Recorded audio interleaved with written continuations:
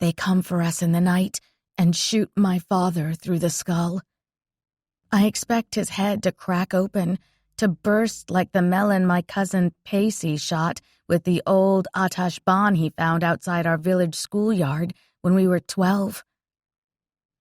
"See, Gul," he panted, pointing out the fruit's pulpy yellow carcass. "See what I can do?" My father's head does not burst open, but it does ooze blood, red trickling down his cheek and neck into the dark green collar of his tunic. He falls, his body thudding to the floor. "Look around for the daughter." The sky warrior who killed my father is a woman, her voice musical, oddly dissonant.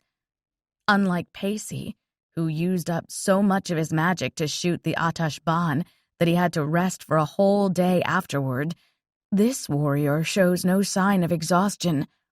Her Atash Ban, a weapon that looks like little more than a golden crossbow with an arrow permanently knocked into place, glows from recent use. It rests casually against the silver armor on one shoulder. Crouched next to the railing that rings the first-floor balcony, I see the tip of the arrow and the top of the woman's silver helmet, the shimmer of sky-blue cloth winding it like a turban. "She must be here somewhere," she says. "Yes, Major," a man responds, his voice so quiet I wouldn't have heard it if I hadn't been listening closely. "Ears of a shadow lynx, that Gul," Papa used to say with a laugh. "My daughter can catch any sound, anywhere and at any time."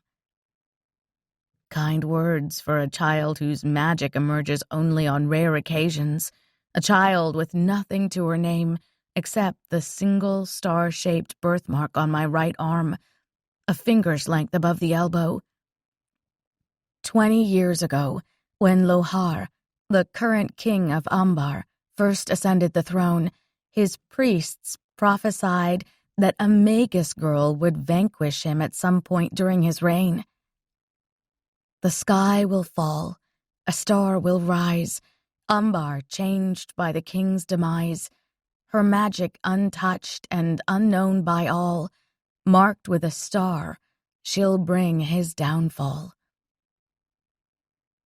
When I was born, Papa said, my magic surrounded me in a glow of orange light, my skin singeing anyone who tried to touch me.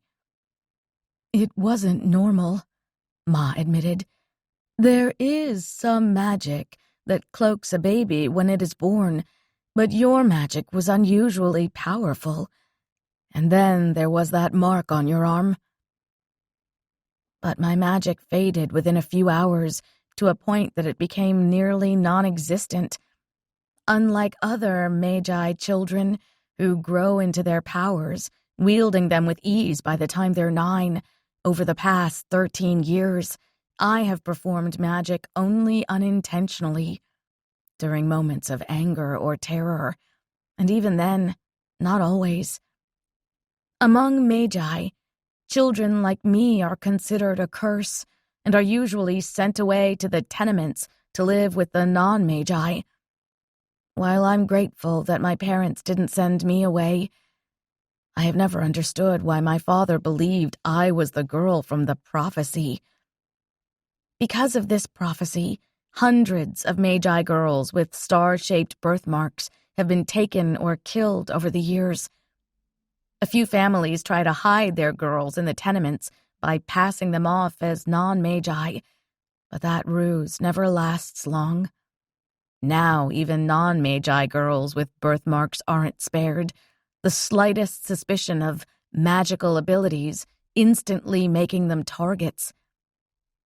Because of my birthmark, my parents and I have moved from town to town, village to village, ever since the day I was born.